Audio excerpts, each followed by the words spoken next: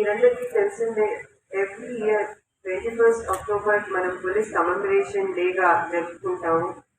1959 21st అక్టోబర్న లడాఖ్లో central reserve police forces personnel మీద చైనా వాళ్ళు చేసిన అటాక్లో 10 పోలీస్ పర్సనల్ మార్టిర్ అయ్యారు.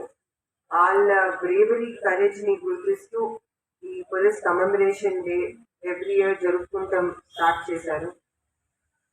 పోలీస్ డిపార్ట్మెంట్లో పనిచేస్తూ ఏ రకమైన కష్టం వచ్చినా, ఏ రకమైన డేంజర్ వచ్చినా మేము దాన్ని అడ్డుకుంటాము, అవసరం ఉంటే సుప్రీం సాక్రిఫైస్ కూడా చేస్తాము అని ఎవ్రీ పోలీస్ డిపార్ట్మెంట్లో పనిచేసే సిబ్బంది ప్రతిజ్ఞ తీసుకుంటారు.